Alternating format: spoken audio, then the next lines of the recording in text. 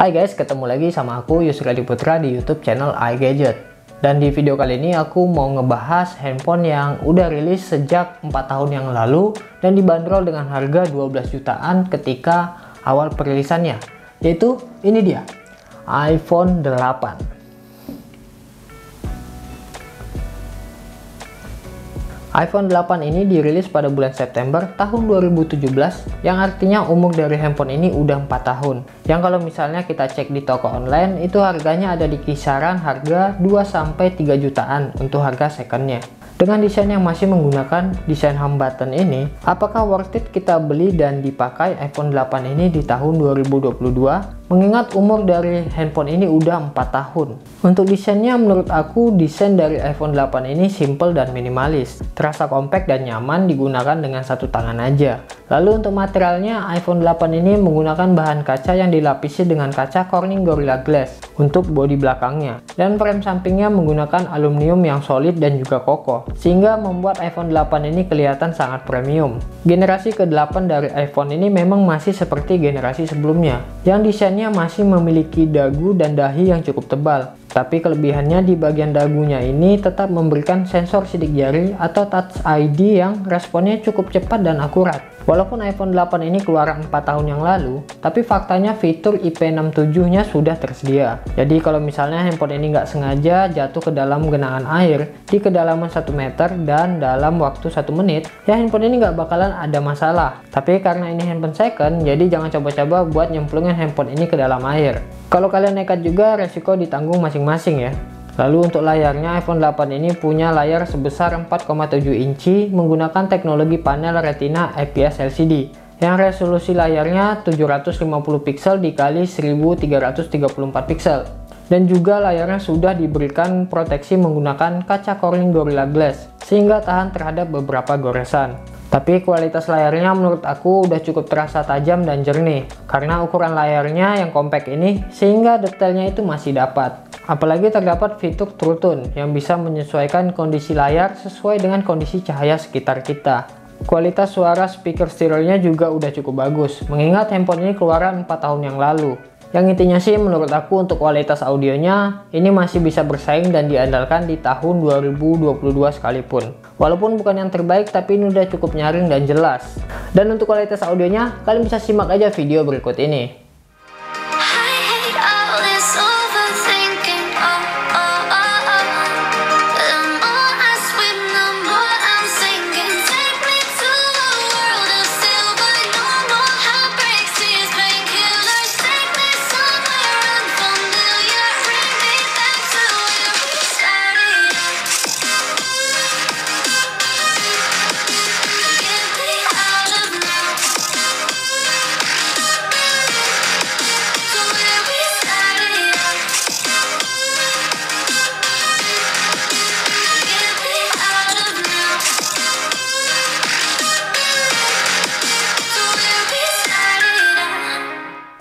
Untuk sebuah handphone keluaran tahun 2017, kira-kira gimana soal performanya? Untuk chipsetnya sendiri, iPhone 8 ini menggunakan chipset Apple A11 Bionic dengan fabrikasi 10 nanometer. Dan untuk unit yang kita review kali ini menggunakan RAM 2GB yang punya internal 64GB. Oh ya, untuk versi OS-nya juga sudah diupdate ke versi terbarunya, yaitu iOS 15. Dan tentu aja masih bakal dapat update lagi setidaknya hingga iOS 16. Dan performanya saat ini menurut aku masih cukup bisa diandalkan. Yang jelas performanya kalau cuma dipakai untuk sekedar scrolling media sosial atau sekedar chatting, tentu aja performanya masih kencang dan masih bisa diadu dengan handphone keluaran tahun 2021 sekalipun.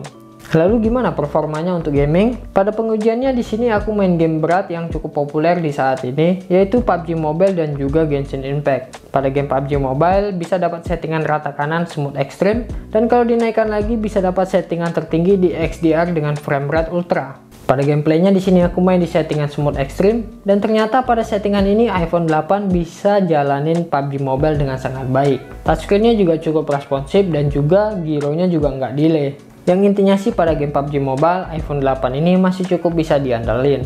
Tapi yang perlu jadi catatan ya cuman masalah suhunya aja. Selama 30 menit main PUBG Mobile, suhu panas handphone naik hingga 41 derajat Celcius dan baterainya berkurang sekitar 20%. Lalu pada Genshin Impact settingan defaultnya bisa dapat lowest atau hanya terendah aja. Tapi pada gameplaynya ternyata iPhone 8 ini cukup bisa jalanin Genshin Impact dengan sangat baik, walaupun cuma bisa di settingan terendah aja. Dan juga suhu panas handphone yang bikin gak betah buat main game ini lama-lama, karena terasa makin panas kalau dipakai buat main dengan durasi yang lama.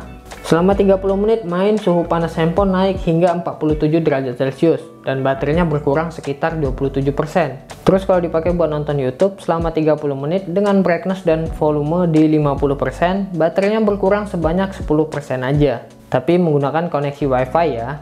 Lalu untuk kapasitas baterainya, iPhone 8 ini memiliki kapasitas baterai sebesar 1821 mAh yang sudah support fast charging 15 watt. Ngisi dari 0 hingga 50% cuma butuh waktu 30 menit aja. Dan kalau mau ngisi sampai full ke 100% butuh waktu hampir 1 jam lebih. Dan fitur lainnya iPhone 8 ini juga didukung dengan pengisian tanpa kabel atau menggunakan wireless charging. Kemudian untuk baterai health yang kita review kali ini masih cukup bagus menurut aku, di angka 89%. Jadi ketahanan dari tiap iPhone akan berbeda sesuai dengan sisa baterai health-nya ya. Kalau dapat yang di atas 80% sih mungkin masih wajar borosnya. Tapi kalau dapat yang di bawah 80% tentu bakal lebih boros lagi.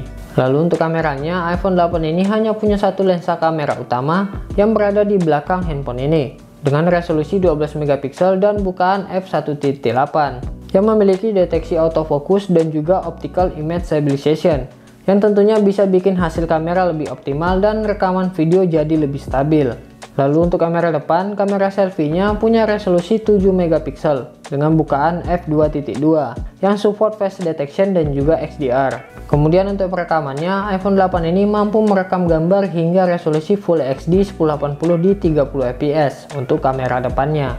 Dan kamera belakang bisa merekam hingga resolusi 4K di 60 fps. Dan juga sudah memiliki optical image stabilization. Walaupun stabilisasinya nggak sebagus handphone-handphone yang ada saat ini, tapi menurut aku ini udah cukup bagus dan stabil kalau hanya digunakan untuk kebutuhan YouTube dan vlog. Untuk hasil-hasilnya, walaupun cuma punya satu lensa utama aja, tapi menurut aku kualitas foto dan video dari iPhone 8 ini masih cukup bisa diandalkan buat dipakai di tahun 2022 mendatang.